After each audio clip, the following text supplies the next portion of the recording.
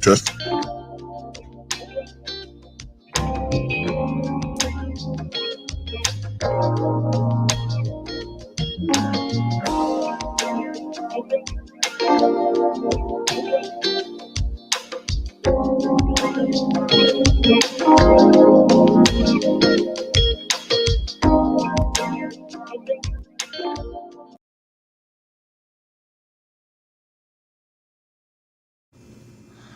All right, y'all, we're live. We're back again. Hope everybody had a great week, and we back to drop some more education on y'all. Let me get myself ready. Let me get myself on camera here. Hope we able to drop some education on y'all. We back to the standard how we do our broadcasts, and let's just get into it, man. But I'm wishing everybody had a safe and sane week, and that you have a even safe and saner week and Memorial Day. You know, both of my parents were vets, so celebrate Memorial Day responsibly, and just do your little barbecue. I know how black folks like to do their little barbecue. Do your little barbecue, you fish fry, whatever, but make sure everything's safe. Watch the children, make sure they don't get caught up in nothing while you cooking. Anyway, so this is the Better Black Life Podcast. Let's talk Better Black Life Podcast, where we try to talk about some problems, talk about some issues in the black community, not only the black community, but mostly the black community. And we try to resolve, or at least come up with some suggestions on how some of these things can get resolved. Anyway, let's move into, let's just get started. First thing we got is gonna be the news. Let's see. Shooting in Florida at a Florida rap concert leaves 2 dead and plus 20 injured. Oh my gosh. 2 people died and an estimated 20 to 25 people were injured in a shooting outside a banquet hall in South Florida, police said. The gunfire erupted early Sunday, May 30th, at a El Mula banquet hall in northwest Miami-Dade County, police told news outlets. The venue was hosting a Memorial Day album release party featuring live performances from local rappers, of course, including ABMG Spitta, according to flyers in Instagram, the Miami Herald reports. 3 people got out of an SUV and opened fire into a crowd outside with assault rifles, holy smokes, and handguns, police director Alfredo Freddy Ramirez III said. Authorities believe the shooting was targeted. These are cold-blooded murderers that shot indiscriminately into a crowd, and we will seek justice, Ramirez said in a tweet. 2 people died at the scene. Oh, my gosh. Police said as many as 25 people were sent to various hospitals for treatment. No arrests were immediately announced. This is a despicable act of gun violence, a cowardly act, Ramirez told the Miami Herald. This type of gun violence has to stop. Every weekend, it's the same thing, Ramirez said during an early morning news conference.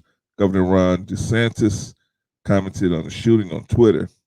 We mourn the loss of the two victims and are praying for the recovery of more than 20 people injured at the El Mula Banquet Hall near Hialeah.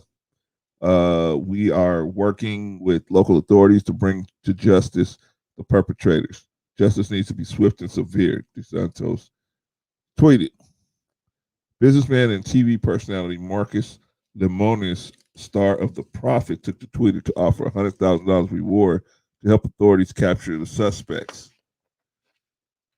Gun violence ushered in the Memorial Day South weekend when Florida shots up. That's just a recap of it. My thoughts on that. It's the rap game is getting so dangerous, man. The rap game is getting so dangerous. It used to be a business where, anybody who has some talent could get into it. It's getting really out of control now, man.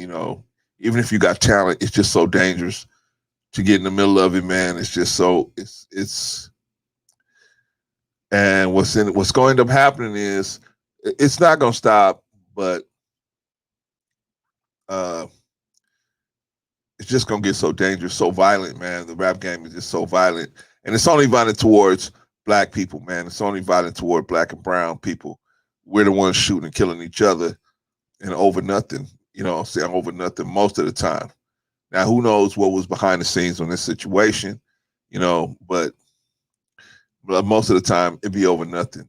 You know what I mean? But that's the label, that's the face of rap music, is how it's dangerous.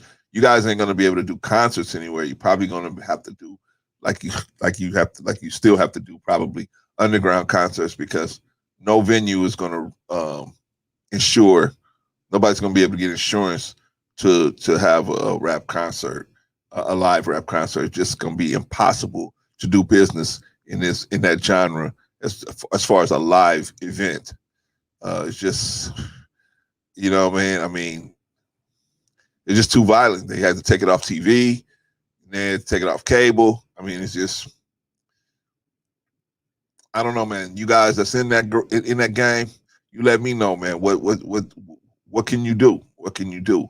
I mean, I know it's not everybody, but it's enough of them out there doing stuff like that to, everybody wants to be a gangster. So, you know what I mean? It's just, I mean, unless you guys police that situation on your own, this is what's going to happen. Anyway, that's all the news I got for today, because we're going to move kind of fast so we can get into my main topic here.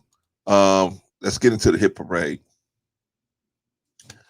The hit parade. Oh, and before I leave that subject, I hope everybody has a full recovery. That everybody that survived the situation, I hope they have a full recovery, man. It's sad that people can't even go out and enjoy the kind of music that they enjoy, but that music unfortunately has morphed into a call for wicked evil, and so when you play it, evil comes. So that's a sad thing, but it only comes to black people. So it should be stopped.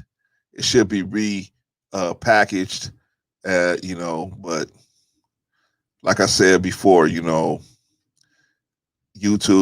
IG, all those places, man, they're gonna let people do that kind of stuff. You know what I mean? If it was two Jewish fellas, if enough Jewish people got shot up by other Jewish people at rap concerts or at whatever kind of music they listen to, they would shut it down. They wouldn't even let it.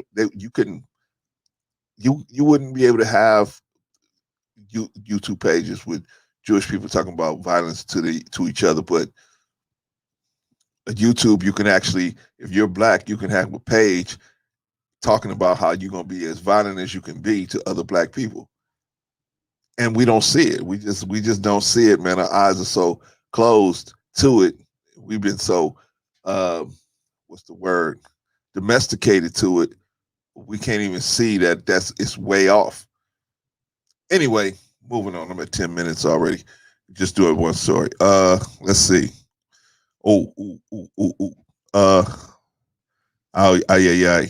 New sexual assault allegations made against Denver school board member Tay Anderson. The Denver school board said it's aware of new sexual allegations against board member Tay Anderson after a woman testified before the state legislature this week that an adult within the district was preying on students. On students. Oh, I thought you was hitting the single moms. Oh, holy smokes. Students. Oh man. The board was made aware of the testimony of Colorado Capitol this week, was later informed that the accusations against Director Tay Anderson, the school board said in a statement provided to the district. The Denver police are also aware of these accusations. A Denver public school parent, Mary Catherine Brooks Fleming, testified in the House Judiciary Committee on Tuesday. 62 young people, 61 high school students, and one recent graduate came to her starting in August for help and protection from a specific man in a position of trust. She said 61 of the young people were either undocumented immigrants, oh man, or recipients of the Deferred Action for Childhood Arrivals DACA program for immigrants. Oh man, come on, man. You know, don't tell me you was taking advantage of them. Hopefully this ain't true, man. Hopefully this is just a mistake. The allegations range from unwanted touching to violent acts of violent acts of rape. Oh man, that is terrible, man. Oh man. The youngest person who came for help was 14 years old. None wanted to report the adult to the police, she said, and the young people were so afraid they could not whisper his name. Oh, man. The allegations were first reported by the Denver Post. Brooks Fleming did not name the person she was accusing in her testimony. She declined further comment, explaining she said all she's comfortable saying in her testimony. Anderson's lawyer, Christopher Decker, said in a statement Saturday, Anderson categorically denies the most recent allegations. Well, he doesn't deny the other one, it's just the most recent one. Decker said none of the allegations include any details to which Anderson can respond. He looks forward to defending himself from these false claims just as soon as they emerge from anonymity into the light of fair investigation. Oh man. Oh man. See, man, you know what? See, you guys keep playing. I keep telling you guys, man. I keep telling you guys. Guys keep on playing with these little man. You keep playing because you think women are people in certain situations. They tongue tied. They can't say nothing. But eventually, man, you keeping on, man. Eventually, they're gonna come back to get you, brother.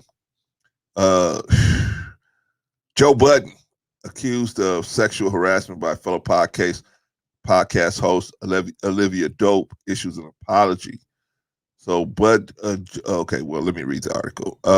6 days after the controversy of dismissing the co-host of his Joe Budden Podcast show, host Joe Budden has apologized to fellow podcaster Olivia Dope, who accused the New York rapper of sexually harassing her throughout an episode of her show he sat in on. Ouch, man. I keep telling you guys to stop working with these women. Stop it. If you have a podcast, you don't have to work with, if that woman ain't your wife, don't work with her. The only woman you should be working with either your daughter or your wife. That's it. You shouldn't be working with no other woman. No other woman, man, because this is the kind of stuff that's going to happen, man. It's just an animal. It's just a natural attraction you're going to have. And if you don't have the what's the word? The training, the home training to know when you're going too far, this is the kind of situation you're going to be in. This is the kind of situation. Or not even that, it could happen where a woman could just misunderstand something you're saying. You done. Dope, the host of female-focused See the Thing Is podcast on Joe Budden Network, posted a video on Instagram on May 17th alleging that Budden was a guest on episode 16 of her podcast and continually made sexual suggestive remarks to me that made me feel extremely uncomfortable as well as fearful of dampening the mood if I didn't laugh along while he made those sexual remarks to me. Ouch. Ouch. See, I try to tell y'all, man, game over, man. Don't hire no women. If you can avoid it, if there's any way you can avoid working with women, do it. Don't, see, most of y'all ain't gonna be blessed like me and be this ugly where you ain't gotta worry about a woman even suggesting putting your name out there. But most of you guys are good looking, young, strapping, you're gonna have women on you, right? You're gonna be in trouble, brother. They're gonna come. If you spend enough time around a woman, even if you don't intend to, you're going to develop sexual attraction to her if she's anywhere on your scale of acceptability. You're working closely with this person, you're gonna develop a sexual attraction to them. The problem is, see, we as men, nobody tells us where the line is. You never know where you're going too far. You don't know when you're going too far until you already got your leg in the bear trap and the trap goes off. Bang, it's sprung. Then you're like, oh, I went too far, but it's too late. It's too late. You're already caught up now. Or you just keep getting away with it and nobody says nothing to you. And then by the time they say something to you, you have like a Russell Simmons where so many people, or myself, so many people have just had it with you and you just get yourself caught up. I'm not talking as a person that don't know how this go, man. I've been through this before already. I know how this go. I'm lucky to have survived it, but I learned. It taught me a good lesson. It tried not to work with women as much as possible. There's nothing, I'm not saying there's something wrong with women or nothing like that. I just know that there's a natural tendency for if a woman is in the striking zone of what you consider attractive, man, you're just gonna do something stupid if you're working with her long enough. If you have the proximity to her and you just work with her long enough, man, it's just gonna end up in a bad situation most of the time. You can't help it. It's your biology. This is biology. You cannot help it. So why put yourself in that position? Don't work with them. Unless you ugly like me. You look like this, you can work with as many females as you want to, but I wouldn't even do it because I don't even want nothing to happen for them to say, oh, well, he did this. I need to get the pay from the company. I ain't going to give you the chance. That's why, it's like I said a while ago, Girl Scout cookies is no more. That's no more. I would never buy a Girl Scout cookie from none of them girls, not the mother, not the maybe the father, if the father approached me, but or some man approached me about it. But a woman, a female, forget it. And one of them little girls, please. I wouldn't let one of them little girls get within 5 feet of me. I told y'all that story already. Anyway, I'm telling y'all, man, y'all need to just stop working with women. If you have a position of power, stop hiring women. Do not put them on your staff if you can help it.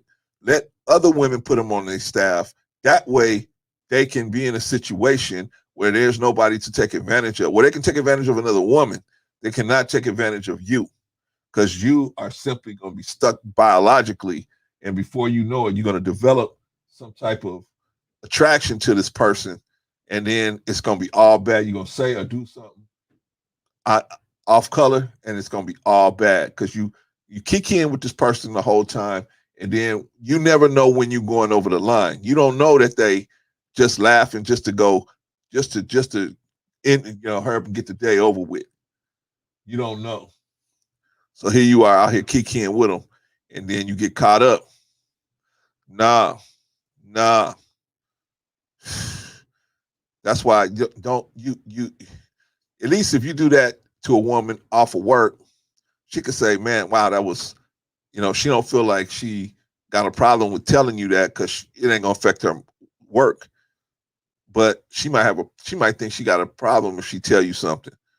and it's during work hours, just like this chick did with Joe. Anyway, let me finish the article. Already at 20 minutes. Since quitting the show, Dope has called the shared podcast experience traumatizing and embarrassing. Then pointed out additional antics during the same episode where she believed Button was harassing her. She also described a moment where Button suggested he and Dope should have sex numerous times during the recording, as well as asking Dope for an on-air hug. Oh man. Oh man.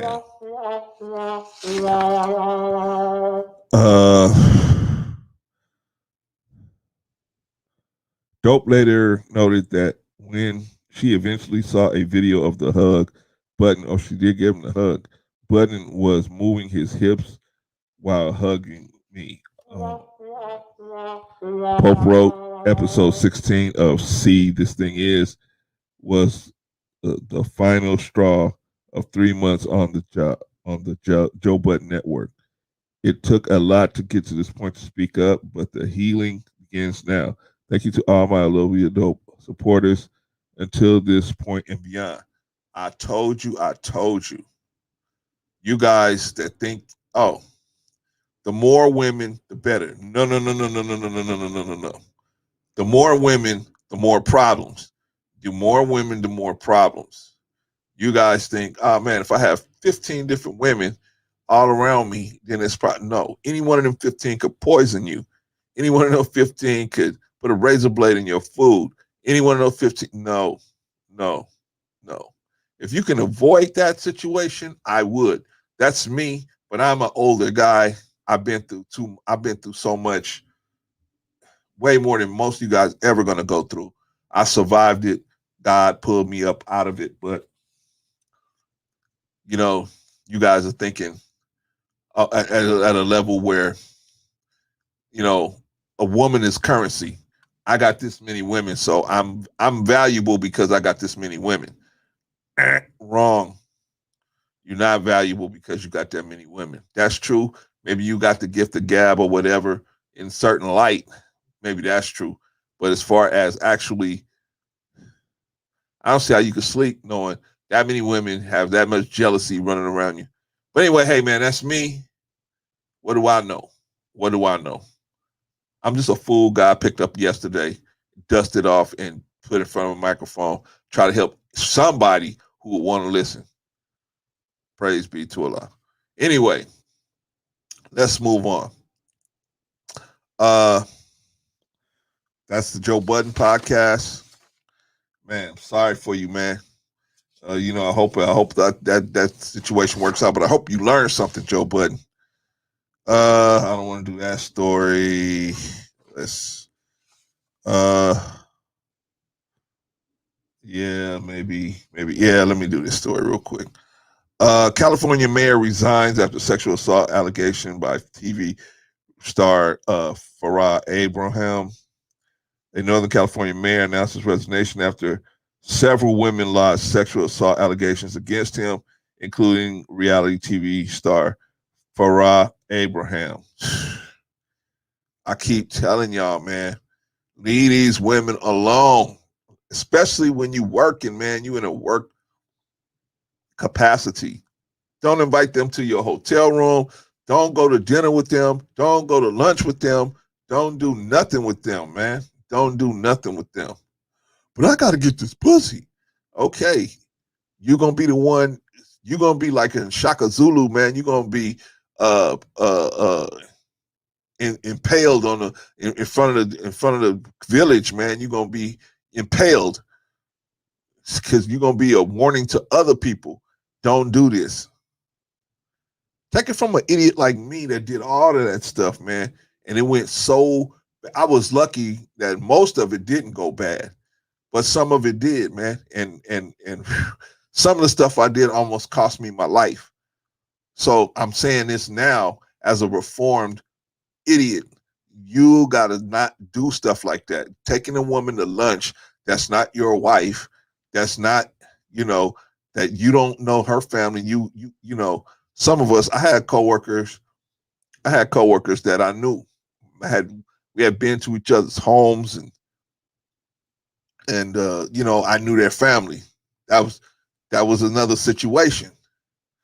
You know, that was another situation. I knew this person, and I wasn't interested in them physically. I saw them as a sister, but you know, I'm saying those that's a rare situation. That's a rare situation. Most of you guys, it'll start out like that, and then it'll slowly work up to where you'll say, you know, I'm gonna try to say something to this girl. For what? For what? Don't go to lunch. Don't go to dinner. Don't go nowhere with none of these women, man, unless you are. The only way I would say do something like that is not with a coworker that works at the same company as you. You can go out with somebody else, but not somebody that works at the same company with you.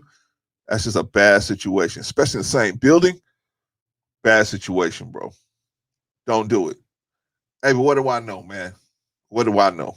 I'm I'm I'm a survivor of everything bad that can happen to a person in a relationship, man. I've been there, and if I haven't had it happen to me, I've seen it happen to somebody else. Anyway, moving on. Uh, yeah, let me finish this article.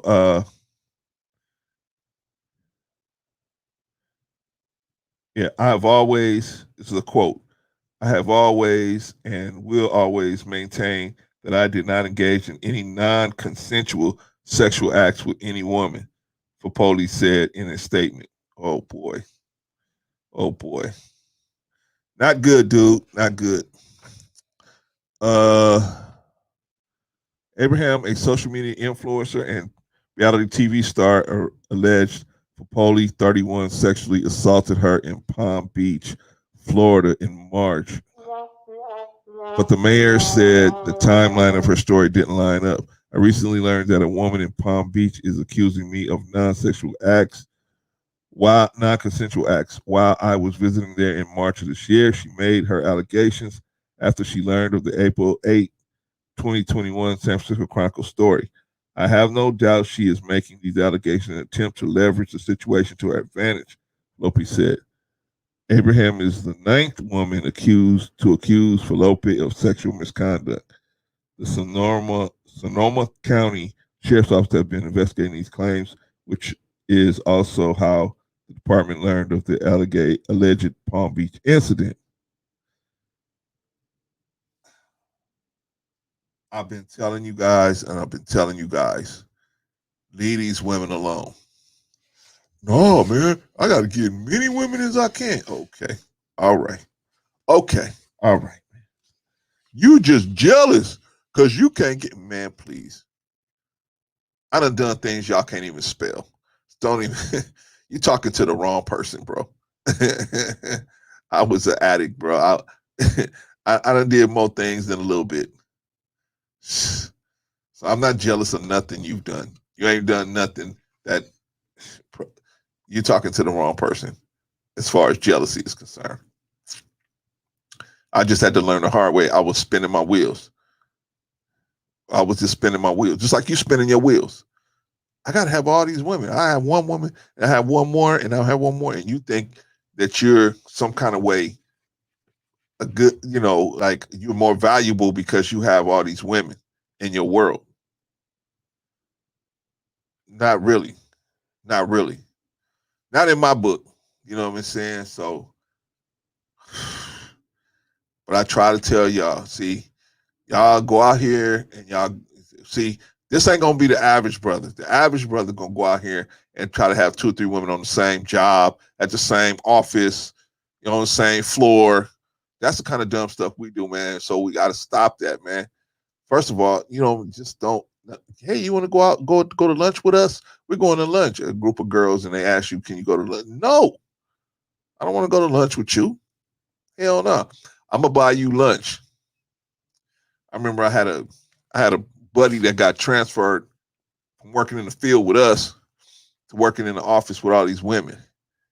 He said, Clarence, man, they buying me lunch, they buying me dinner, they buying me. I said, man, check this out. You better get away from that real quick because that's gonna be a problem for you. Oh man, it's great. It's great. I said, oh, okay. I said, okay, all right. Sure enough, man, they bounced that dude out of the company in about 2 or 3 years. But, you know what I'm saying? What do I know? I just was picked up out the gutter in a day of love, man. Trying to talk to y'all, man. All right, where we at now, man? Where we at? Let's see where we at now. Let's do the Black History Minute. The Black History Minute. Let's do the Black History Minute with a person I knew. I actually knew this brother. Let's see. Let me put this back here. Dr. Khalid Abdul Muhammad, born Harold Moore Jr., January 12, 1948, was a black leader in the United States who became a prominent figure in the Nation of Islam and later the new Black Panther Party. After a racially inflammatory 1993 speech at King College, the brother always did racially, not racially inflammatory, but just inflammatory speeches. That's what he did, man. That's who he was. He was just an inflammatory person, brother. And if you talk to him, he was the sweetest person in the world until you start talking about how black people were being not being treated properly. That really made him upset. He did not like that, and that really made him upset. The inequities that black people had to deal with. Anyway,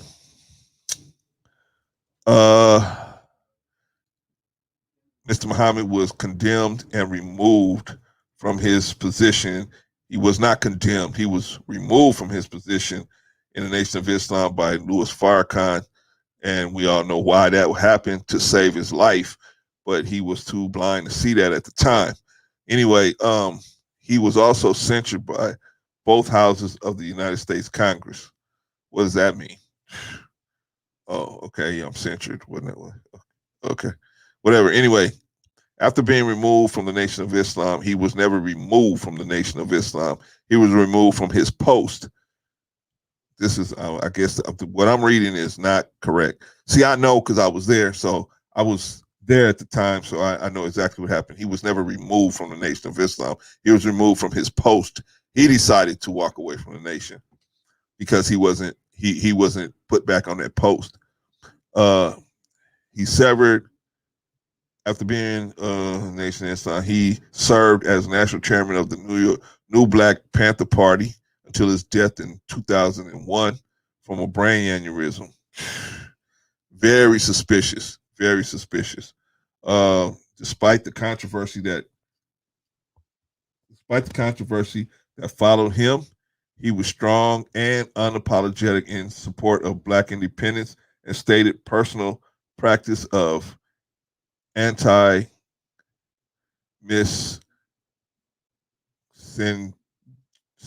miscegenation. Anyway, Harold Moore Jr.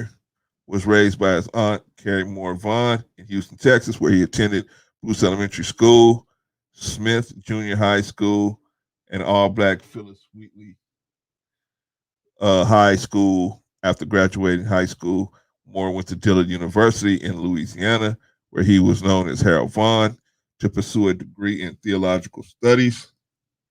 Yeah, man, he was going to be a preacher. He was going to be a preacher, a Christian preacher. But he did not graduate. At this time, he ministered at Sloan Memorial Methodist Church. And in 1967, he was initiated into Omega Psi Phi fraternity, Theta Sigma chapter. Later, Moore transferred to Pepperdine University and earned his bachelor's degree. In 1970, while attending Dillard, Moore joined the Nation of Islam, which then was under the leadership of Elijah Muhammad. Changed his name to Harold Smith or Harold X. Then to Malik Rashidin, became Minister Louis Farrakhan's protege, and was active as a recruiter within the organization. In 1978, Rashidin was appointed Western Region Minister of the Nation of Islam and leader of Mosque number 27, LA, in 1983, Minister Farrakhan named him Khalid after the Islamic general Khalid ibn al-Walid, a follower of Prophet Muhammad, calling him the sword of Allah. By 1984, Muhammad had become one of Louis Farrakhan's most trusted advisors in the Nation of Islam. He traveled to Libya on a fundraising trip where he became well acquainted with that country's leader, Muammar Gaddafi. Muhammad's dedication to Farrakhan and to the message of the NOI eventually secured him the title of national spokesman, and he was named one of Louis Farrakhan's friends in 1981. He served at Nation of Islam. He served at Nation of Islam Mosque in New York and Atlanta throughout the 1980s. A federal court convicted him in 1987 of mortgage fraud and sentenced him to 9 months in prison. After his prison term, he returned to the Nation of Islam, becoming Farrakhan's national advisor in 1991. In 1993,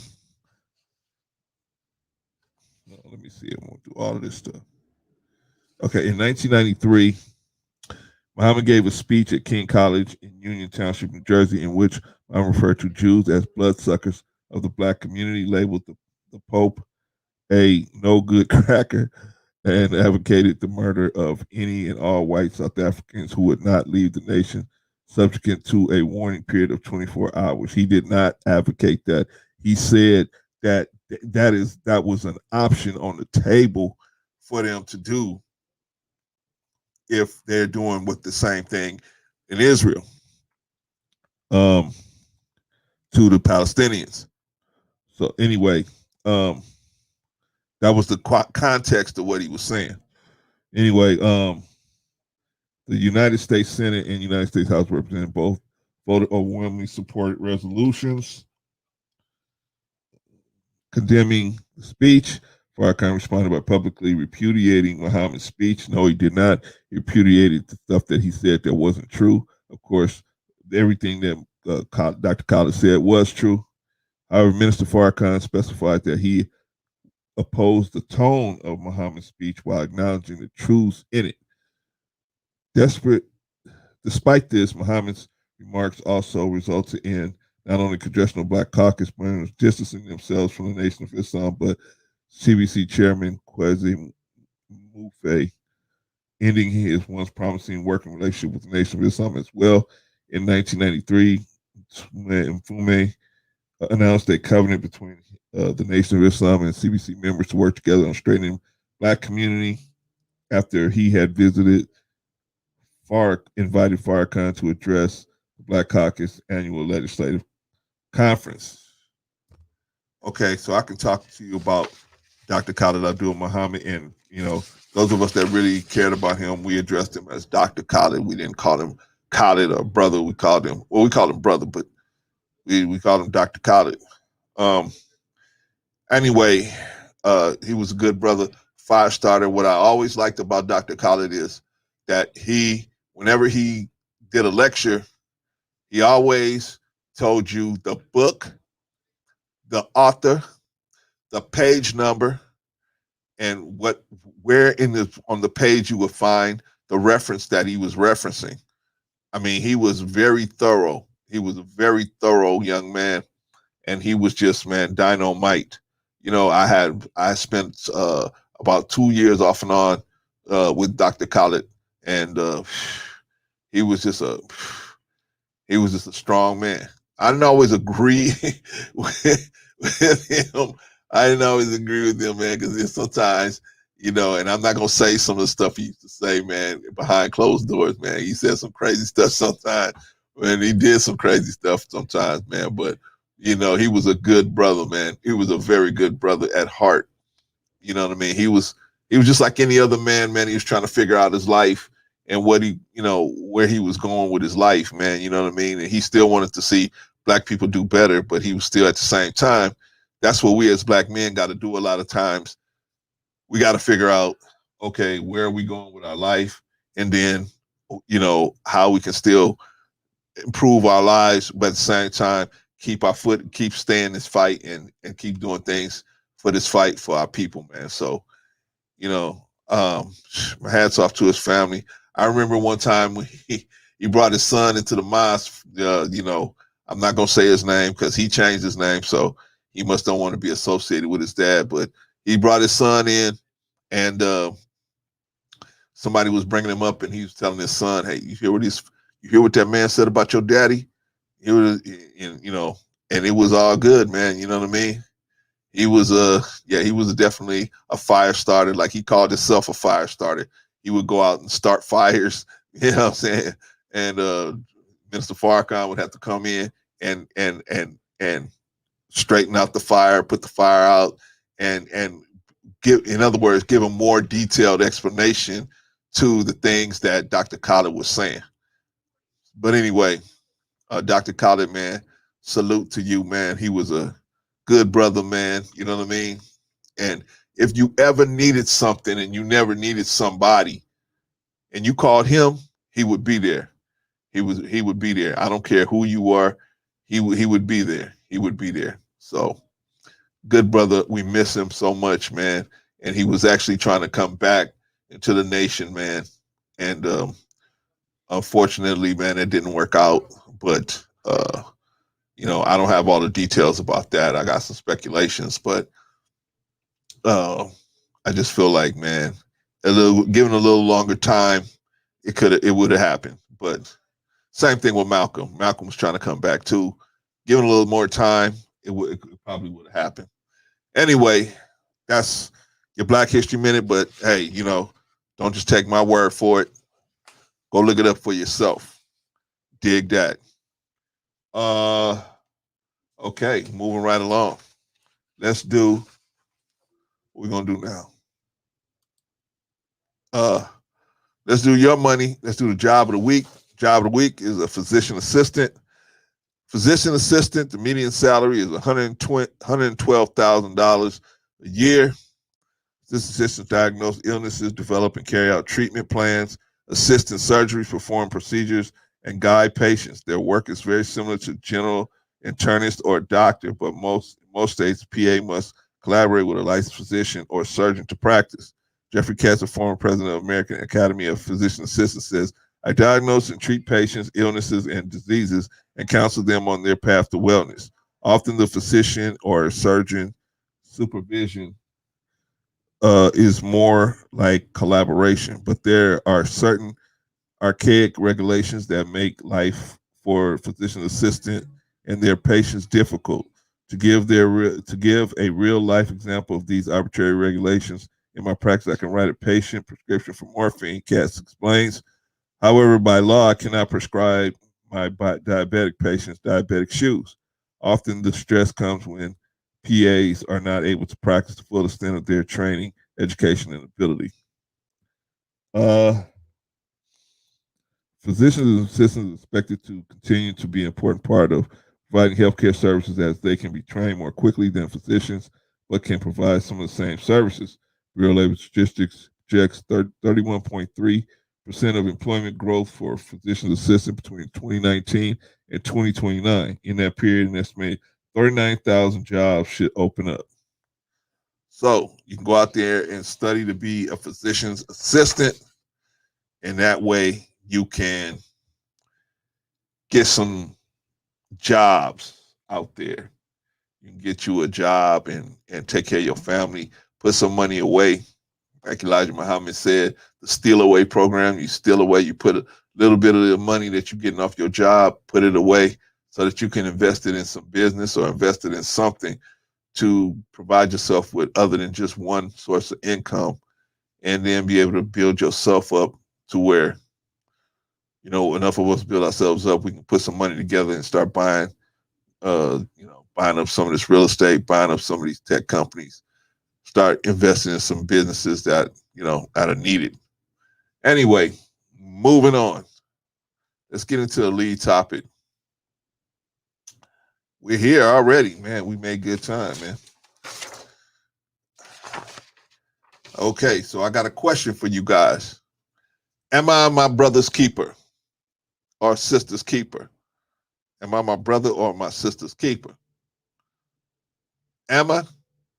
I mean, if you got a problem as a black person, does that have an effect on me?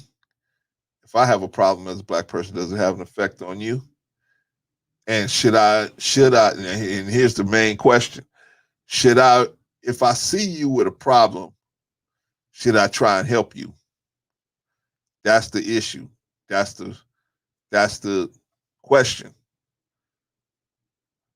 Well, let's try to find if you, by according to the book, are you, and I mean book, this time I'm referring to the Bible, according to that book, are you your brother's keeper?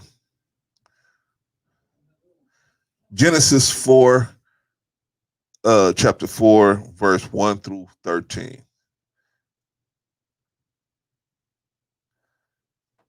And Adam knew Eve, his wife, and she conceived and bare Cain, and said, I have gotten a man from the Lord. She got a man from the Lord. Who's the man she got, and who's the Lord she got him from? And she again bare his brother Abel, and Abel was a keeper of sheep, but Cain was a tiller of the ground. And in process of time, it came to pass that fruit of the Cain brought of the fruit of the ground an offering unto the Lord. So that means that Cain understood that God didn't have to do anything, but he wants to show his appreciation. How do you show your appreciation to a God? You give what you can. You pay the poor rate. You give what you can, right? So he gave him some. He been working hard in his garden. He gave him some of the harvest of the garden, and I'm sure he picked out the best ones, and he gave it and he made an offering to the Lord. And Abel, he also brought. So this was Cain. Well, not well. See, now let me take that back. I thought I was talking about Abel. I'm getting old. I was talking about Cain. Cain brought an offering, but it was just he just was like, whatever. Let me throw something together. So, and Abel also brought of the firstlings of his flock and of the fat thereof, and the Lord had respect unto Abel to his offering. So basically, Abel brought a better offering. He put more work into his offering than Cain did, right? But unto Cain, into his offering, he had not respect. And Cain was very wroth, and his countenance fell. He was upset. He was upset. He felt like this dude tried to show him up. So he got jealous. The jealous and envy got to him, right? If thou dost well, shalt thou not be accepted. If thou dost well, shalt thou not be accepted. In other words, the guy saying to him, "Hey man, if you do what you're supposed to do, if you do this thing right, I'm gonna dig it, right? So just do it right. Uh, and if thou dost not do well, sin lieth at the door." Meaning, hey man, if you do it wrong, then you know already the consequences. I'm not gonna dig if it's done wrong. So either you do it right or you did it wrong. Period. And unto thee shall be his desire, and thou shalt rule over him.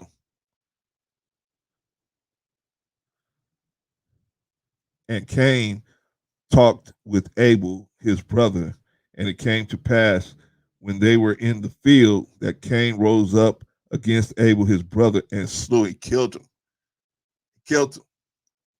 According to the book, right? He killed him. He got so upset with him that God favored him, or his offering was um, taken more seriously, or looked at as better.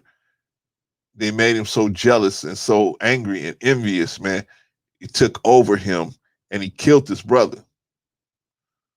Now, how many times have how many guys are in prison right now for doing something similar, man, where you just got so upset at a woman, you went and put your fingers around her throat, or you put a pistol on her and you just did something in the heat of the moment, right?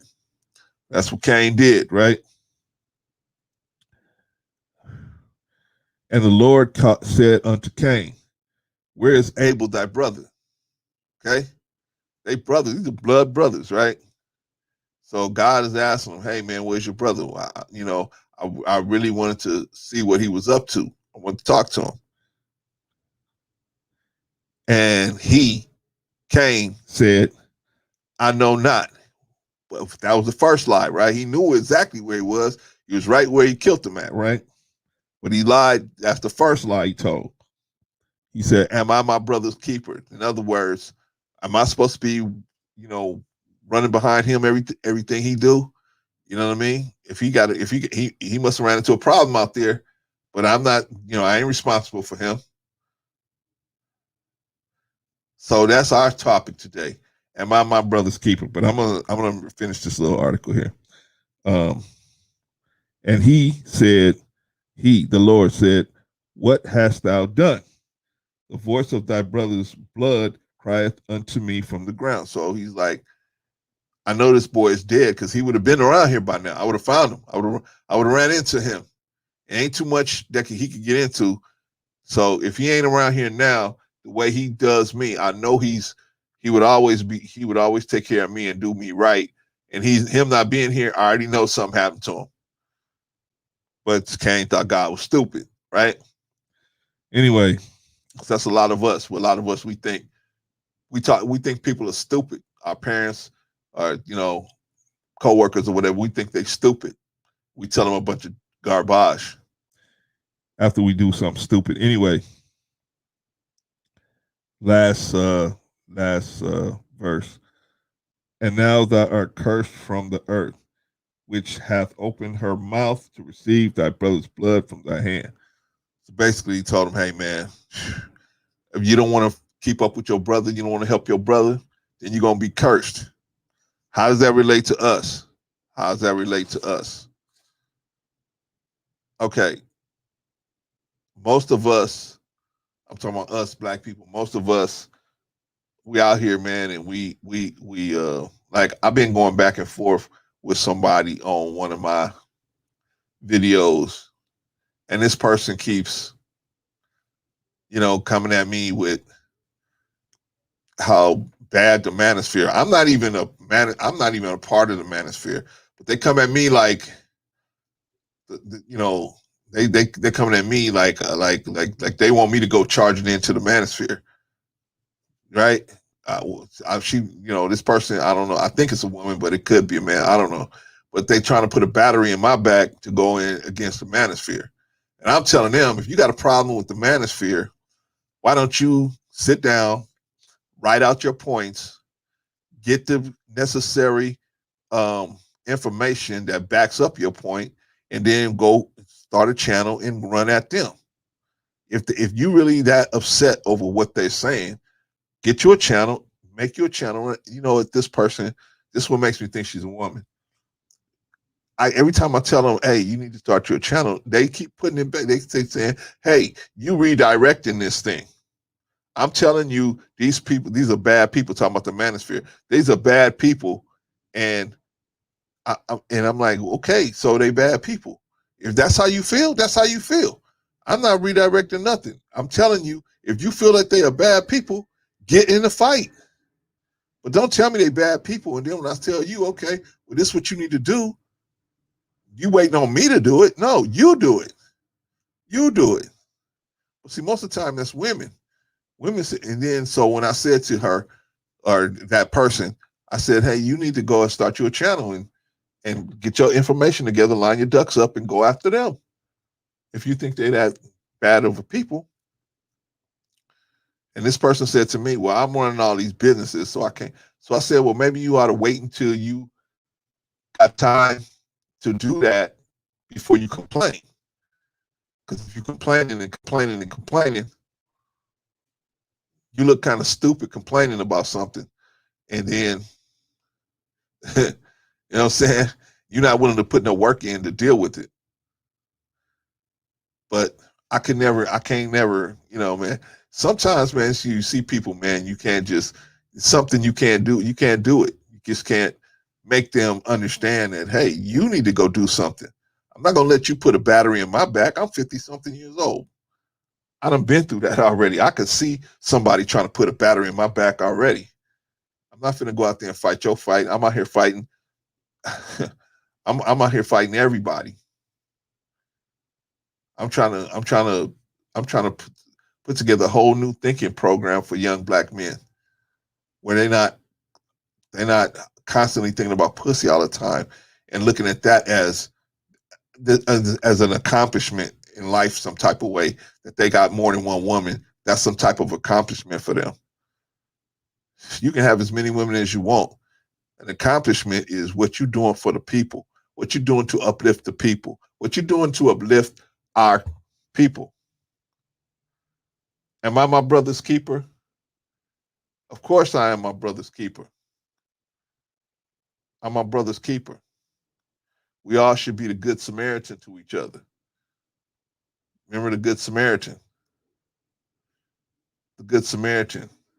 There was a man that was hit on the head and left for dead in the road. And the Levite, Jewish person, walked on by on the other side of the street. The priest walked by on the other side of the street. The Aryan priest, he walked right by on the other side of the street. But the Good Samaritan, who's the Good Samaritan? Where is Samaria? I mean, what kind of people are out of there? If he's the Good Samaritan, then they must not all be good people. You wouldn't have to say, you would just say the Samaritan and you would know he was automatically good. But he comes from a place where a lot of the Samaritans are not good. Not like us, black people. We're good by nature, but we're not good with our behavior because we got so many demons. We done picked up all these demons from the culture that we living in. And now we let those demons act upon us. So we can see our people in trouble, man, and we walk right on we go on the other side of the street. Like the priest walk on the other side of the street. Like the Levite walk on the other side of the street.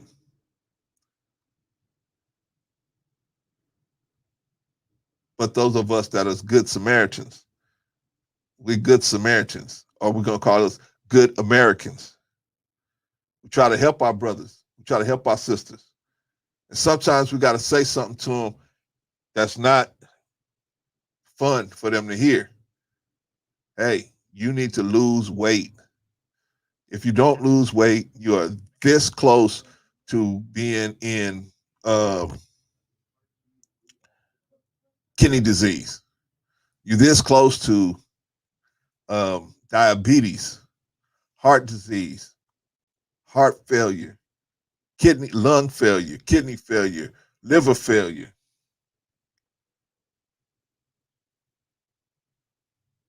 Because nobody else gonna tell you. I'm telling you, black women. I said this before on another video. Black women are the gatekeepers to the health of the black community.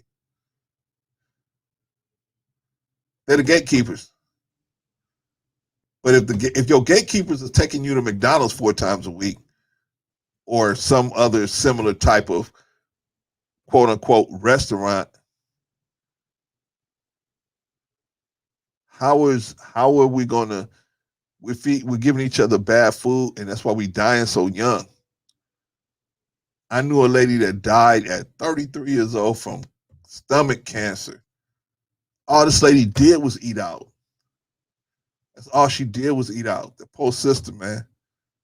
But there was nobody to tell her, hey, you can't be eating out every day. You can't do it. There's too much chemicals in that food. They treat it. They do all this stuff to it. And they know they know what they're doing because their math tells them you're going to eat at their place between 1 and 2 times a week. But that's not the math. That's not the math in the black community. In the black community, it's going to double that. It's going to be 2 to 4 times a week. Because why? The woman is so busy. She coming home. She got to cook. I mean, she got to cook. Excuse me. She coming home, and she trying to have a nightlife too, and she trying to do things in her nightlife. And she trying to be on the phone. And so she ain't got time. She just go to you know, uh, one of these little restaurants. See, nobody told these women raising children is tough, man. It's tough. It's hard. You a single mom. Most of the time, you're a burden on your family. But these women don't care that they don't care who they are burdened to, as long as somebody is paying the price.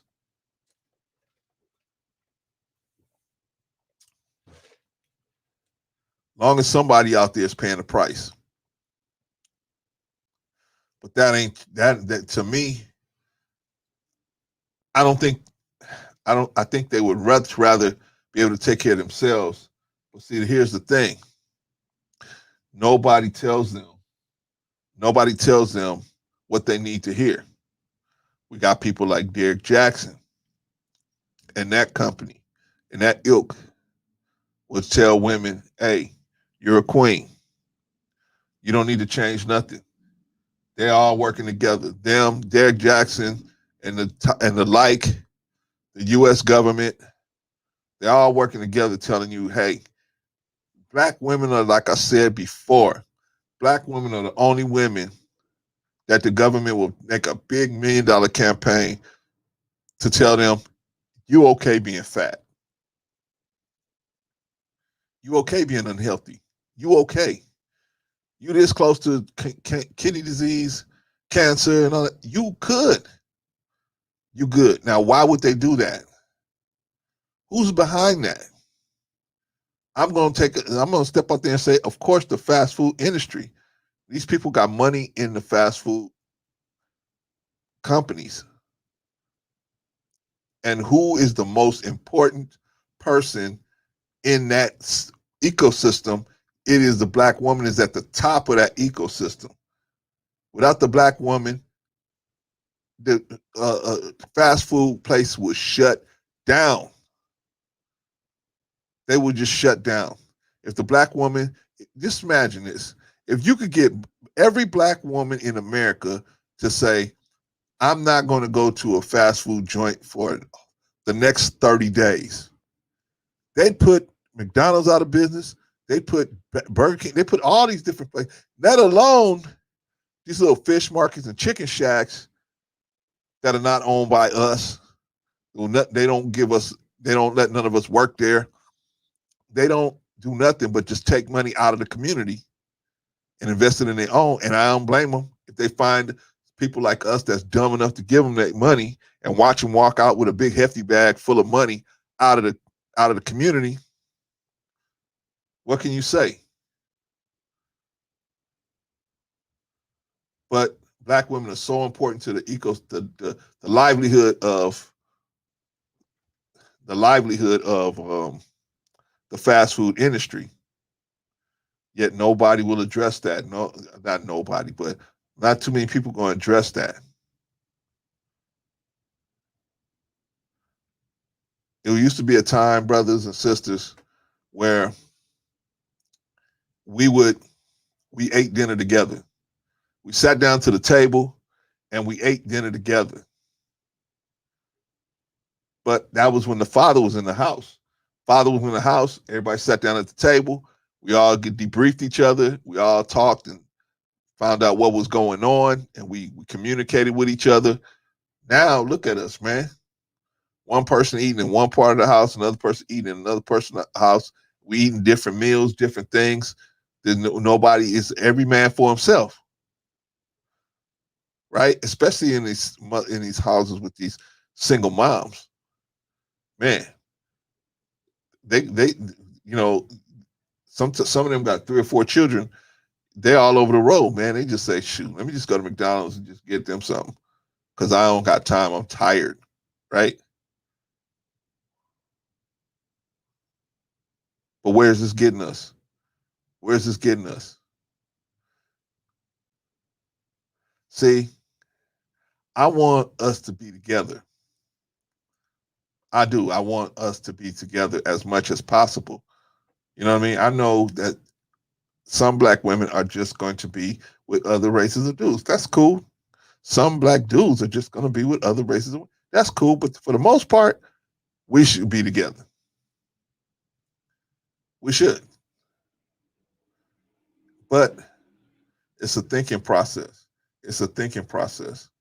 If we look at everybody, we look at other black people like F them. You know what I mean? F them. What I really don't like is people that say F the black community. I have a problem with that, because how can you say that when so many people have died, so many people caught bullets and batons to the skull, and legs broken, arms broken, babies getting bombed in churches? How can you say F the black community? Like I said before, man, you get on here and you just hit the switch and turn on a camera, and you turn on a microphone, and then, saying you just go ahead and just start talking like you did this shit all by yourself. You didn't. Many people died so that you could just come in here and just turn on this equipment and just be out here making videos. What about those people? What about that debt? What about that debt? That needs to be paid. That debt needs to be paid. Many people like Stevie Wonder wrote songs to inspire us. What about that? What about that? We just say F Stevie because we're not listening to that kind of music anymore? Look at what we become, brother. Look at what we've become. We have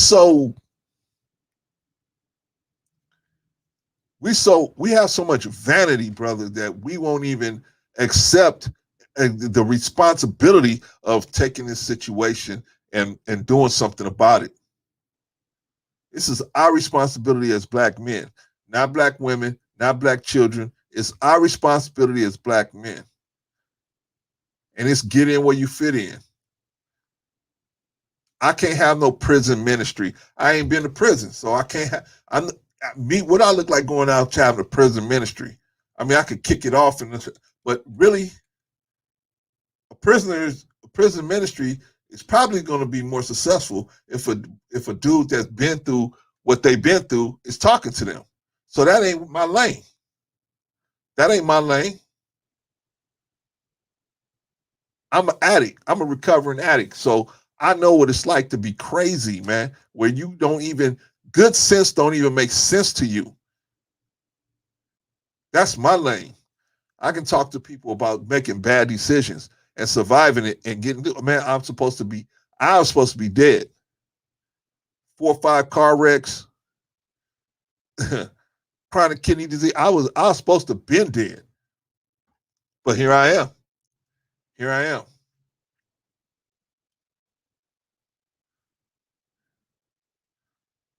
I'm here because I got a job to do.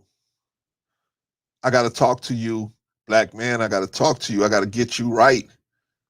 Because you wrong, man. You wrong. You way out. Most of y'all are just off. Look at these rappers. I just did a story about the rappers shooting, man. And they can't even have man, when I was coming up, man, we had the Fresh Fest.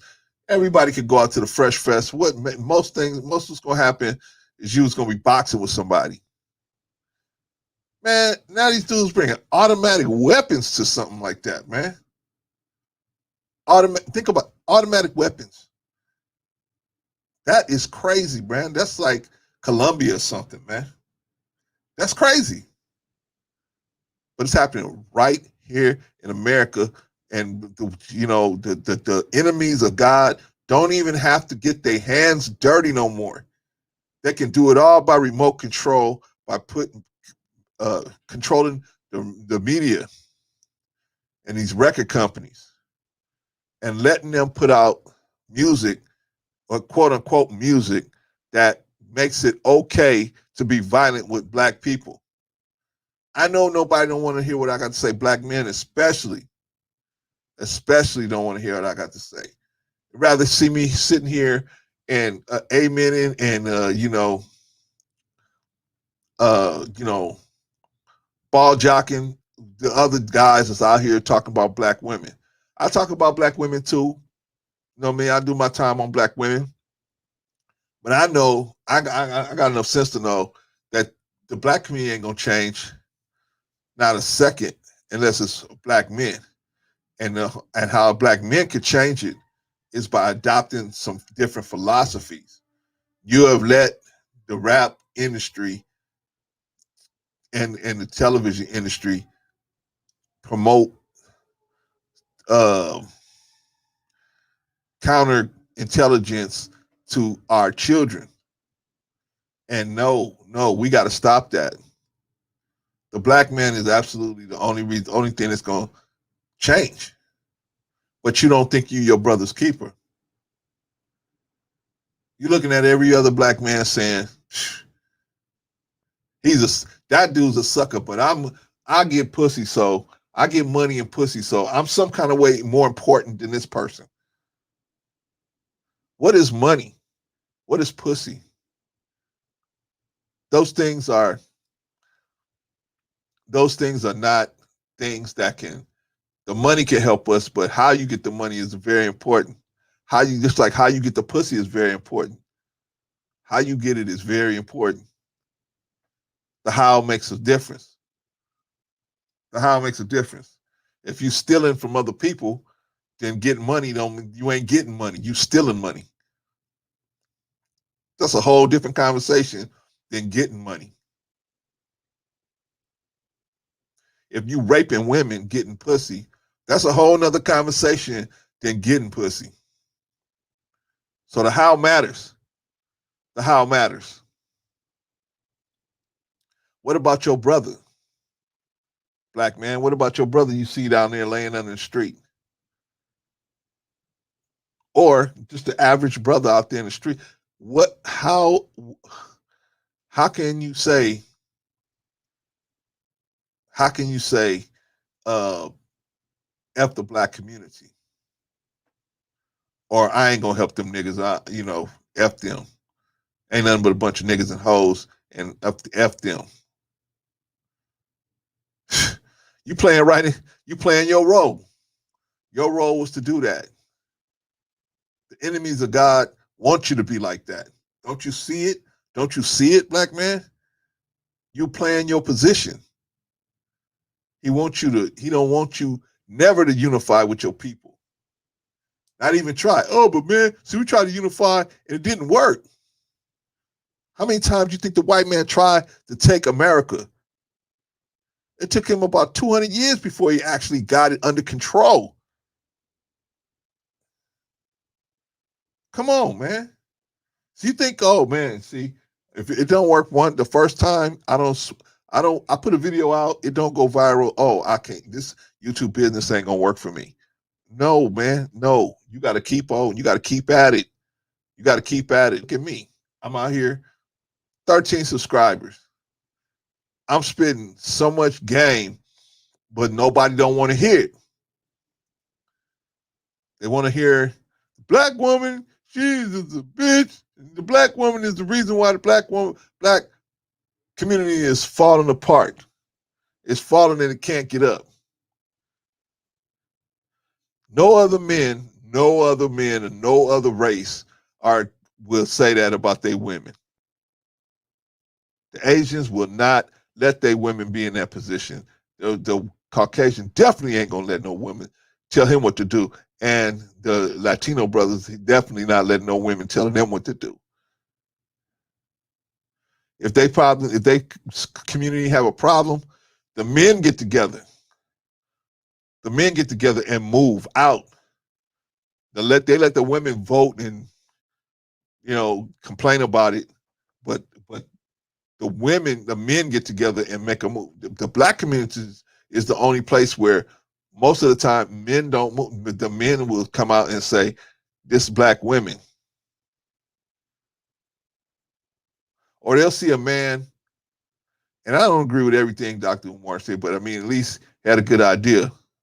But there's another brother that got it, that actually did it, actually got it done down there in Georgia, who started a school for these young men and got a house for them. I don't know how up and up it is, but I mean, sound pretty good. But brothers like that that's out there actually trying to do something, we're against these people, man. People running at Dr. Umar saying, well, Dr. Umar, man, you should have a school by now. Maybe he should. Maybe he should. But if you think that, shit, start you a school. Just like I told that sister, you do it. If you feel like you got an issue with what they're doing, you'll do it. Why complain about them on YouTube or IG or whatever? Why complain about them? Get out there and do something. Am I my brother's keeper? I am my brother's keeper, especially my younger brothers. See, but we got a lot of older brothers that are just jaded people, man, and they'll tell these younger brothers, man, how to just be a hot mess. I saw a video where I saw a video with a dude breaking down how Dr. Boyce would had proposed to his wife, current wife. And I looked at that man and I said, wow, that is crazy. The man just literally tore Dr. Boyce to shreds. Said he was a simp, broke down the body language of the woman. It was a mess, man. It was a mess. Now, I will admit this. I will admit this. You shouldn't. I feel like most men, especially black men, you should not be getting engaged in long-term relationships before the age of 40. You just shouldn't. Marriages and long-term, you just shouldn't do it, in my opinion. Not until the women start behaving a lot better. But right now, where it stands right now, the way black women are able to do finesse and do whatever they want to do, and then they have no accountability for nothing they do. They can rob you. They can take you from all your money. They can do anything, and they are okay for doing it. They're so brave for doing it. They're brave for telling people that they got WAP. They're brave for saying, I'm a savage. They're brave for doing that. Right? But we as men, you're not brave for nothing. You know, we can send a guy over to Afghanistan and Iraq, man. He can go over there, do 2 or 3 tours over there, come back here, and wife could take everything from him, children, everything from the man. Or he come back and find out. See, that's why you in the military, you should not be getting into long-term relationships, man. Not while you are able to you going overseas and stuff like that. You shouldn't be getting involved in long-term relationships, man, because you leave any young girl alone. See, it's a problem that we don't understand about women as men. We don't understand the biological situation that's occurring. There's a biological situation that's the problem. And once you in other words, the woman has a biological a woman has a biological uh, attraction to a man that is in her presence, that's displaying this masculine behavior. And so it doesn't even matter. It don't matter. It don't matter what you think. You know what? Something's going on here. Hold on, everybody. Hold on. I'll be right back. I'll be right back.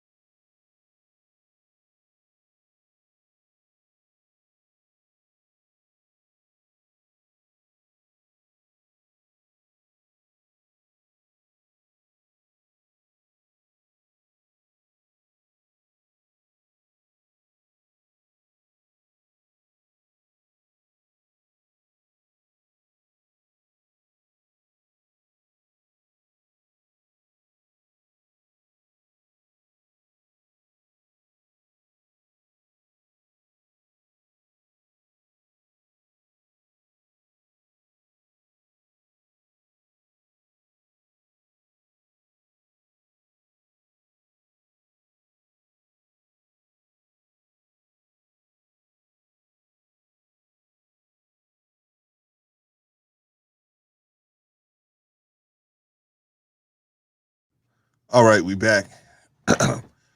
Now,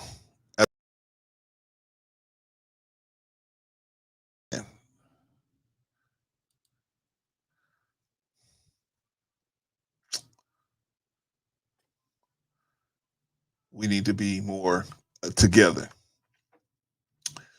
We need to be more aggressively trying to be together.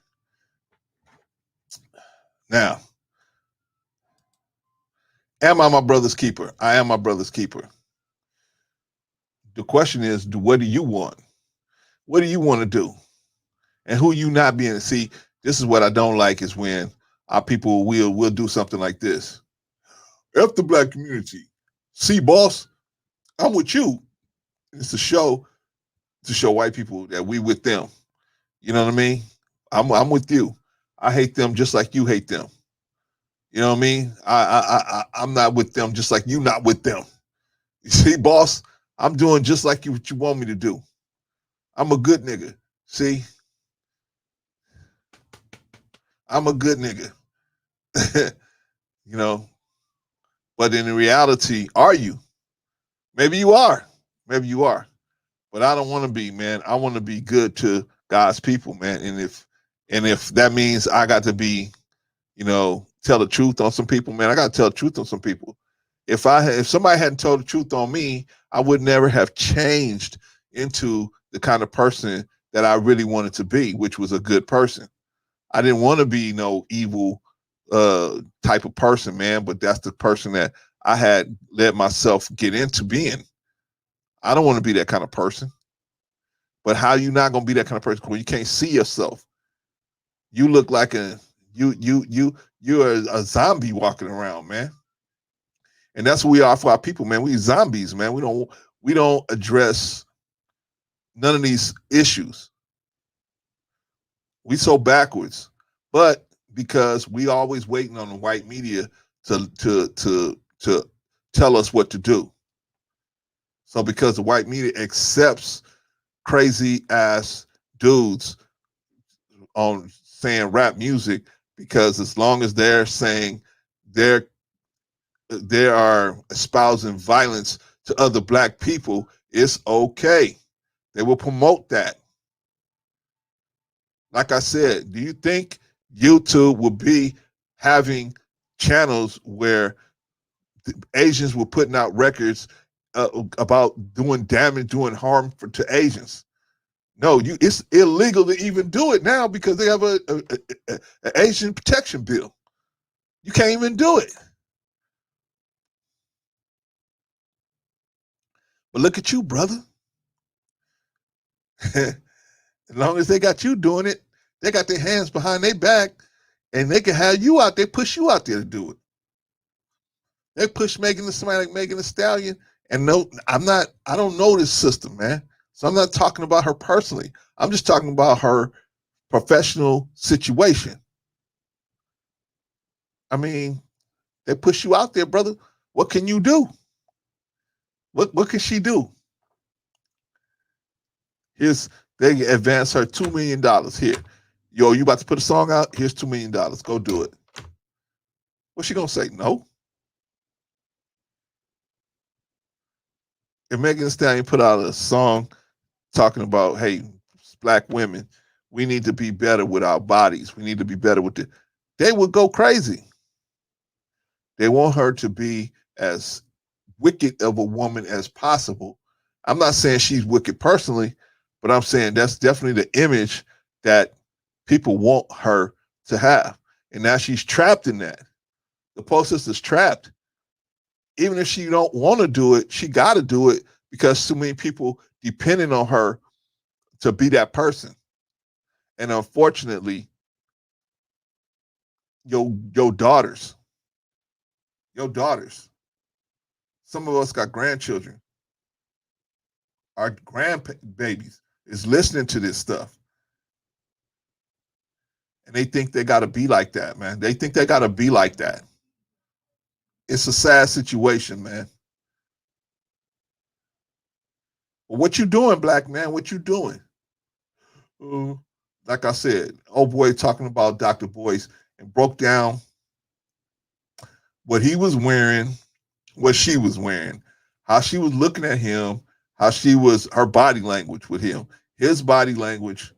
Listen, let me tell you something, man. Simping, everybody want to call everybody a simp. You a simp, you a simp, you a simp. And you so worried about being a simp, you ain't happy. Go be happy.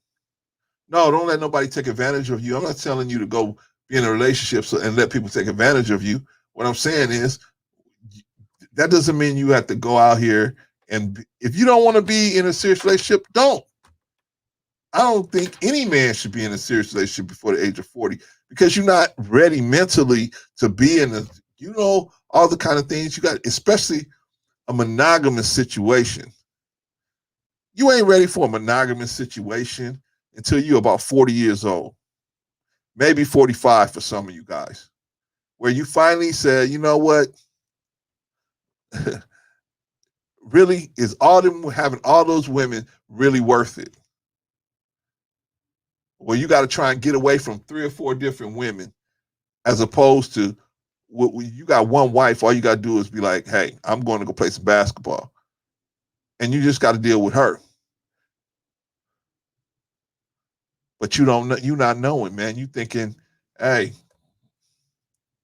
the warm woman I got, this dude across the street from me, he's gonna think I'm a big man, and that's gonna make me think I'm a big man because he think I'm a big man. Who cares what he think? Who cares what the man across the street think? Only thing that matters is what you think. That's what matters. If you happy, be happy. I don't suggest nobody going out there being a simp.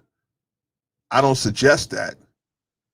But you being with a woman, man, it's people out there saying, if you be with a one woman, man, you a simp. That's crazy, man. That's crazy. If you don't know how to be with one woman right, how's being with 10 women gonna be? How you gonna be right with 10 women? Whatever. I mean, I really don't care. I don't. Well, I do care. I wish that our young brothers wouldn't be getting advice like that, where they feel like they're an idiot for actually because they have children and then they don't be with the children. And they're happy that they're not with the children. So they can go get out and get more pussy and create more single mothers and create more children. And it's a ridiculous situation. And not nobody.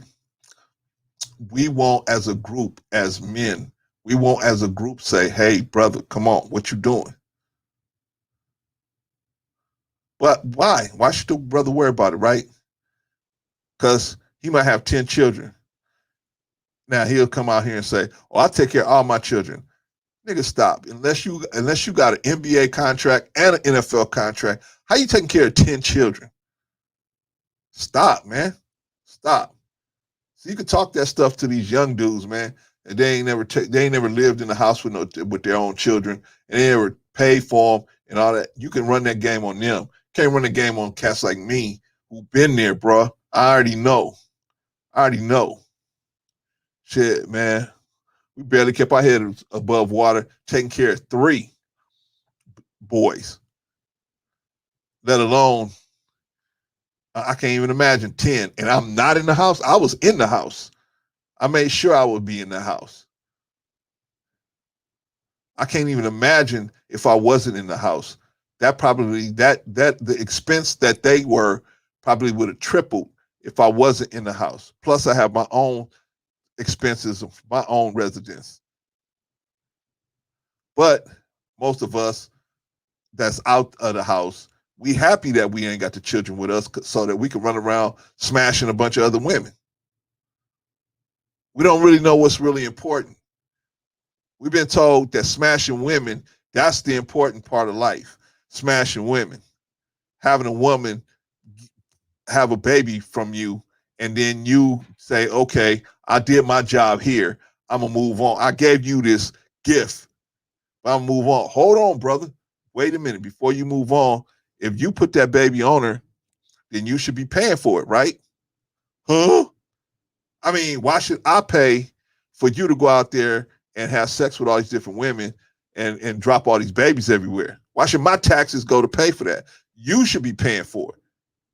They take you to child support and you don't want to pay your child support.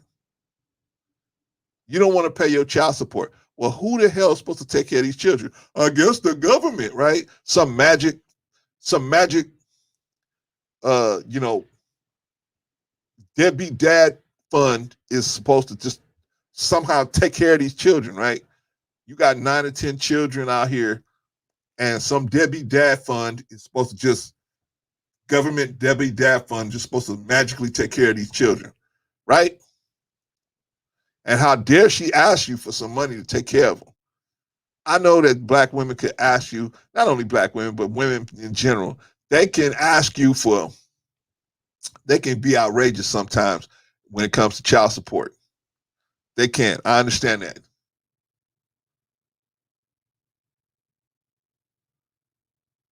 But stop having, see, that's why we need to stop having all this sex with all these different women. Stop it. Because when you get caught up like this, then you be like, well, she just trying to game me, trying to get child support from me. Who's she supposed to get child support from? Me? I'm supposed to pay? Me and the other taxpayers supposed to pay for your children? Who's supposed to pay for them? This is what I really can't understand with black men. You complain about all these different single mothers, but you are making them. You are sending them to the hospital to have these babies. You, because you will not zip your goddamn pants up. Then you complain, just like black women. They complain about the dudes and the lack of manhood out here when you guys are leaving a relationship and taking the children away, and then you're teaching these young men how to be simps and then sending them back into the world. And so by the time they're 18, 19 years old, they are super simps and they out there because they all sat around you watching Oprah and Dr. Phil and Steve Harvey and Derek Jackson. And now you release them back into the world. They don't know how to do nothing but super simp. Then they don't understand how come she don't pick me. I'm a good person. I do her right. No, young women, especially young black women, at the height of their sexual market value, they look at anything other than you putting money on the table as simping. Most of the time. Most of the time. They don't respect dudes that treat them good. They don't respect that. Unfortunately. I'm not saying it's only black women. I'm sure white women do it, Asian, Latino, I'm sure, but not at the rate that we're doing it. We are absolutely probably 3 or 4 times the second place person.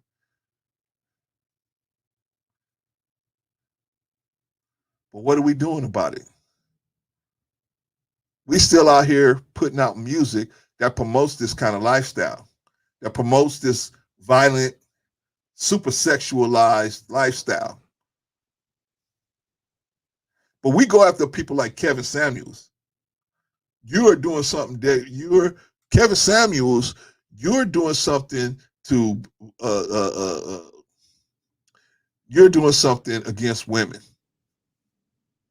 You're abusing women. You like the other chick was telling me, the manosphere is abusing women. I said, really? Yeah, they're abusing women. But there's never a how. How are they abusing them? You can never get a straight answer from these kind of people. But anyway, you go after the manosphere, you go after Kevin Samuels. Here you got Megan Thee Stallion. How come you ain't on her page tearing her apart? Man, if it was enough black women tearing her apart, they'd shut her down.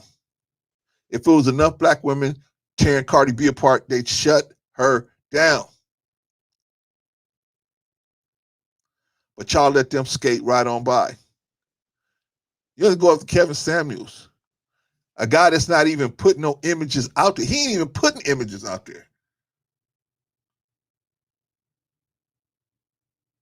Megan Thee Stallion, Cardi B, Nicki Minaj, these people, man, they putting images out here of black women saying, hey, you know what? Get it. You can be a super sexualized vixen.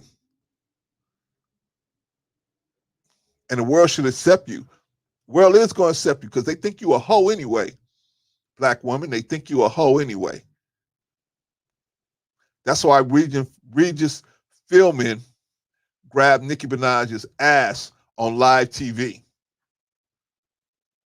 He got fired for it, but that's not the point whether he got fired. The point is he thought so little of her, and he thought he thought that she was that person that she was portraying, that he just grabbed her ass on live TV. On live TV. That's what, see, when are we going to learn, man? When are we going to learn? When are we going to get it? See, you don't want to get it, man. You don't want to get it. You're looking at your situation and you're saying, it ain't that serious. We're going to go after Kevin Samuels and talk about how he got somebody in his bed. I mean, stupid. See, I don't understand. And it's not like, oh, I don't even know Kevin, man. I mean, just being honest with you. I agree with most of what he said, but I mean, be honest, I ain't out here like, oh, I have to save Kevin Samuels. Man, Kevin is way smart enough to save himself. Doesn't need me at all. My only mentioning him is because people get so revved up about him, and he ain't even putting out an image of black women. He's not doing nothing but trying to correct them and say to them, do you want a husband? Okay, if you want a husband, then this is some things that you probably got to correct. You don't have a husband because of these things, but you want a husband. Okay, then this is what you're going to have to correct. What is wrong with that? Oh, you're being abusive to black women. You know, you got to do it. So the government tell you, okay, you're abusive to black women. You tell black woman you way too much. You're being abusive to her. Why? The black woman is the gatekeeper of the health of the black community. And if the black woman is in bad shape, everybody's in bad shape. All of us is going to be in bad shape because she's the one making most of the meals, preparing most of the meals, or getting you most of your meals. If she's going to somebody else to give you your meals,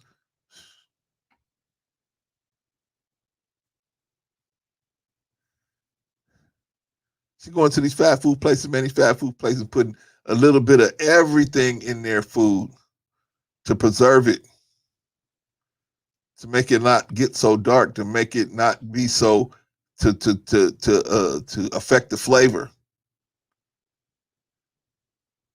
They know if you eat that every day of the week, it's going to damage you. But they got a mathematical scale already that says you're only going to eat there twice a week. But black women ain't doing that. Black women eating 4 times a week out. Sometimes. Too much of those chemicals and that MSG and other stuff going into your body. And after 40 years of that, colon cancer, lymph node cancer, this cancer, that cancer. Don't even get me started on the pork. I mean, but our women are feeding us these kind of foods, or quote unquote foods. Why? Because they've been taught that it's okay. Like, because white media say that they ain't telling you, hey, you're going to die. If you keep eating this way, you're going to die. See, white media ain't doing that to you. That stuff you got to find out alternative programming, because if you listen to the mainstream white media, those people who have restaurants like that, they market on those shows, so they can't have news that talks about their people that spend money on their programs.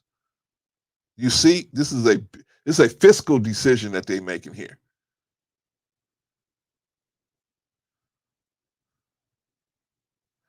Am I my brother's keeper?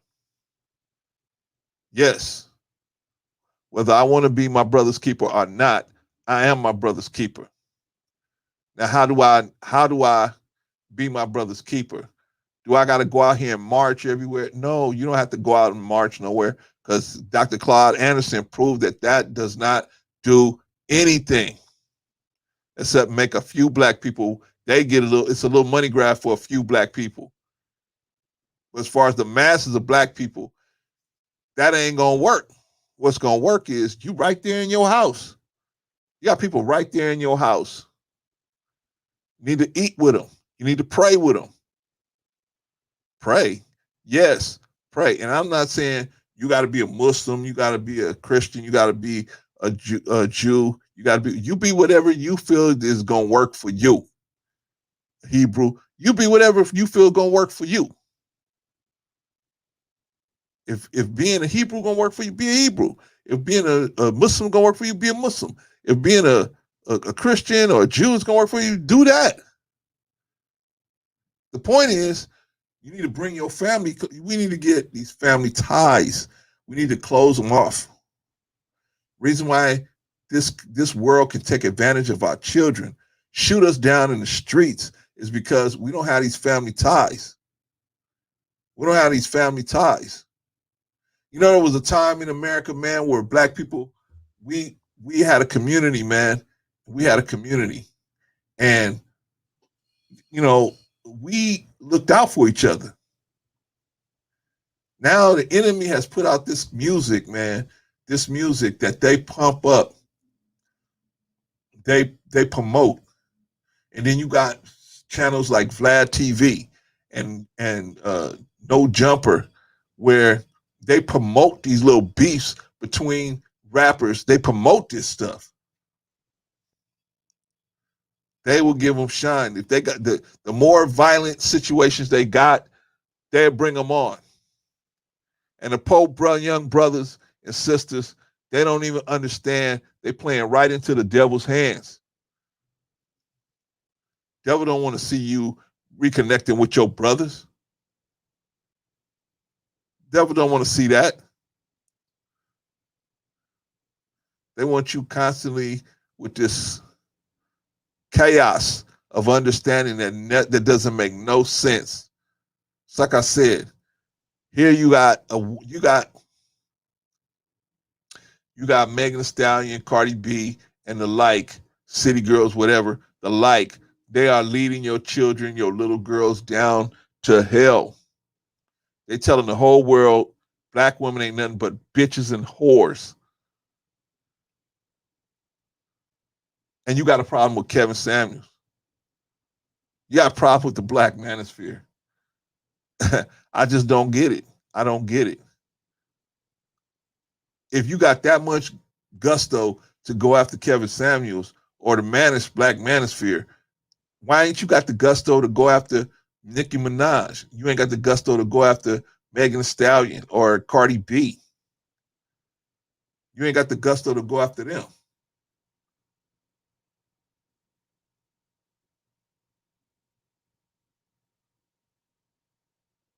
I don't say it. Y'all can say whatever y'all want. Y'all talk about Kim Kardashian. Kim Kardashian done so much for a lot of different dudes. She done got 2 or 3 dudes out of jail, man, that was in jail. They had prison sentences, and because she and her sister were investigated, they got them released because they found out they was innocent. What you did? How many lives have you changed? I ain't gotta change no life. Yeah, I'm out here fucking these hoes. Okay, you fucking these hoes, but you just a crazy ass nigga that the devil wants out here. Long as you like that, you on their team. Like I said before, like I made a video before. Man, if you ain't on our team, you're on their team. Period. No, I ain't in it. You are in it. You are in it. You either on our team or you on their team. And if we got to see you on the battlefield, we'll see you and we're going to handle you just like we handling them. We ain't going to say, oh, yeah, you got a uniform like us. So, no. If you got they standard issue with you and you rolling with them, ain't going to be no time where you're going to be able to say, well, I was just saying that because of this or that. Nah, we don't want to hear that. Well, then take this because you were saying that and take this with you. Our people are hungry and they starving in the streets. Black man, it's either you or nothing. It's either you or nothing. You are that good Samaritan. You have to be that good Samaritan. You have to be. Because nobody else is going to pick up the black man or the black community and lift it up and try to do something about it and then say, hey, when I come back, I'll pay for everything to the innkeeper.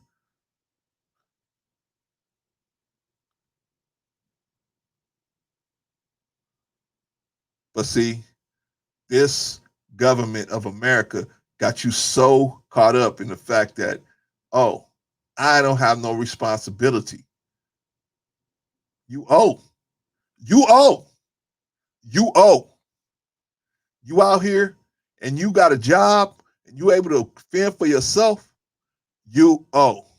Them little girls that died in that church, in those church bombings, you owe. Medgar Evers with his face stomped out, looked like a pancake, you owe. Brother Malcolm shot down in the Audubon Ballroom, you owe. Brother Martin Luther King killed, shot down like a dog, you owe. You owe. Brother Marcus Garvey deported after raising millions of dollars and buying ships. Which one of you Negroes buying ocean liners? You owe. You owe. All those brothers and sisters that got bitten by dogs, bricks thrown at them, houses firebombed. Look at Professor Griff, man. House firebombed. They calling his phone, pranking on his phone, following him around. God's still with that brother, man. That brother's still around. Telling the stories that he be telling. You owe. You owe. And you ain't gonna get away. I'm gonna tell you right now, you ain't gonna get away. Boss, I hate the black community, boss. Just like you, boss. I hate it, boss. I ain't gonna say nothing, boss. See, I tell them straight out. F the black community. F them, boss. Boss, see, I'm just like you, boss. I live by you, boss. I say what you say, boss. I'm your parrot, boss. I just did all this so I could get up next to you, boss. Well, get on up next to him. I don't care how up the ass you get, you ain't gonna get away. You got a debt to pay. You got a debt to pay, and either you're gonna pay it, you're gonna pay it one way or the other. You're gonna pay it one way or the other. So if I was you, I would stop saying F the black community. I would say, let me find a lane I could get into to help out. I see everybody trying to help that situation, but I'm going to just keep on saying F the black community so that I can have favor with the devil. I want to get favor with the devil, but you owe. And that debt is going to get paid one way or the other. One way or the other. Am I my brother's keeper? I am my brother's keeper. I can't force my brother to do anything. Only thing I can do is give my brother the information. I see my brother and he wants the information. Only thing I can do is give it to him. He must do what he has to do after that. Right? If I tell the innkeeper, hey man, give him a room, I'll pay. Then you got to climb the stairs and get to the room. If you just walk back, as soon as I leave, you walk back out, that's on you. It's on you.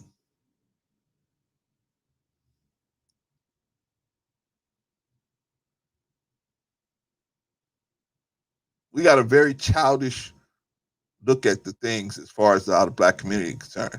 And no, you don't have to go marching nowhere. You don't have to do nothing. All you have to do is find your lane. If your lane is on these airwaves, then Nick, your lane be on these airwaves. If your lane is, having a meeting, having little meetings, classes for young men, then have you some classes for young men. But trying to tell brothers, hey man, you dumb for helping the black community. Am I dumb? I'm dumb for helping the black community. How am I dumb for helping God's people? That's not dumb. That must be done.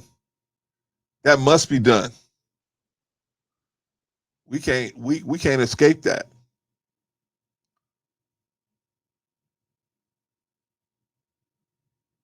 Some of us want to, because the reality is some of us don't feel good unless we are standing on a mountain and we can look down on everybody else.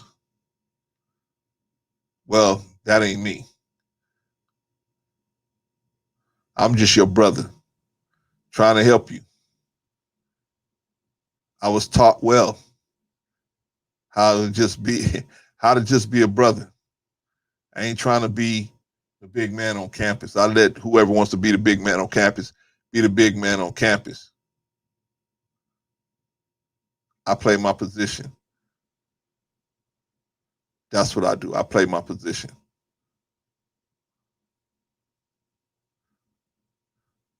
I got a lot of experience in a lot of different areas. But my main area of wanting to see things change is with the black community. So this last thing is going to be for black men. Black men, the black woman is the gatekeeper to the health, and we are the protectors. We are the protectors of the family. We are the protectors of the family. If we're not there to protect the family, then we have what we got now, that's chaos. And then everybody says, well, You know, everybody has a way out. Black woman got a way out. Black man got a way out. Black children got a way out. The white man has a way out. Everybody has a way out, how it's not their responsibility and it's not their problem.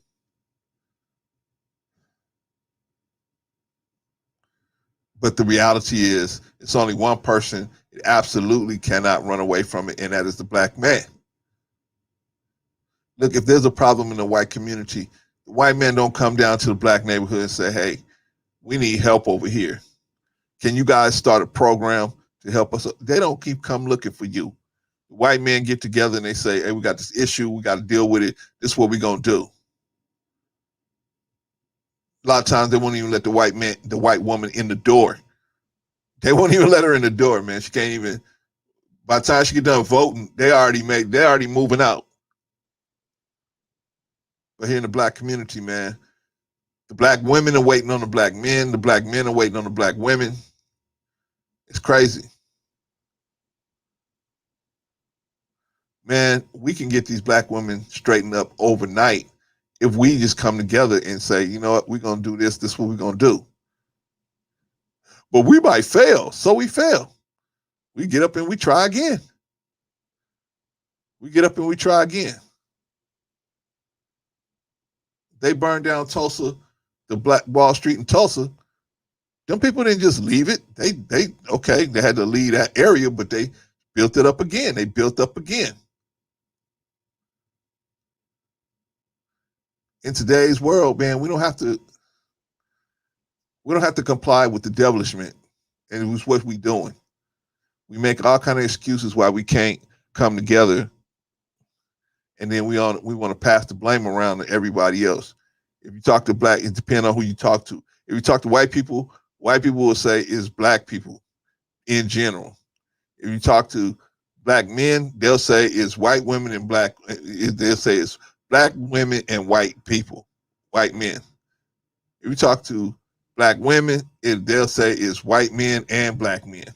I mean, whoever you talk to, they'll have a bunch of different excuses why they can't jump into the fray.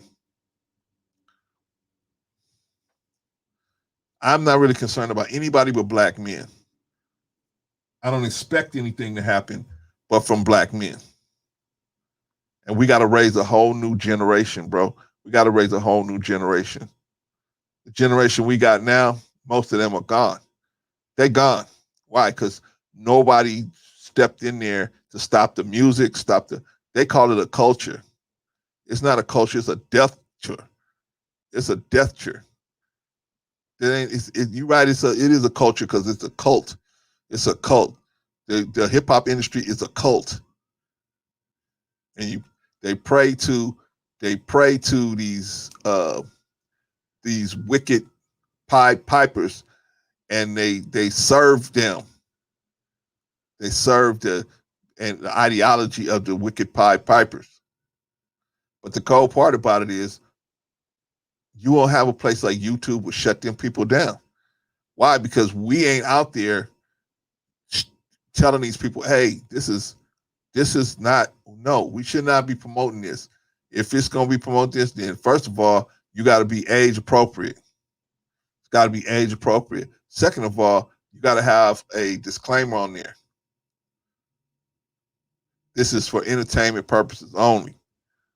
This is not to say this is how any person should behave.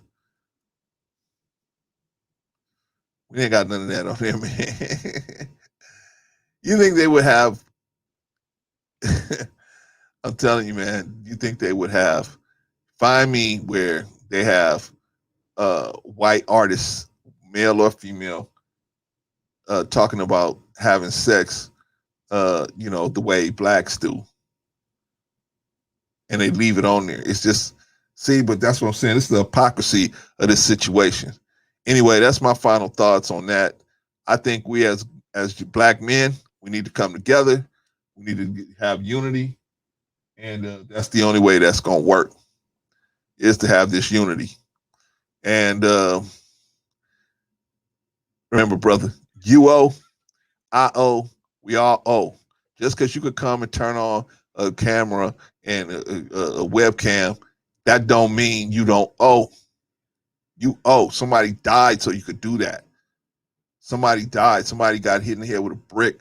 Somebody got their house firebombed so you could do that. Remember that. So you are your brother's keeper. Whether you want to be or not, you are.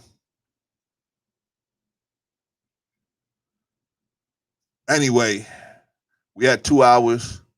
I taught. I think I did pretty good. I don't know. Let me know. Maybe I said maybe something else I could have said. Anyway, let's get to the old school set. The old school set for today is my brother Cam with Peace Treaty.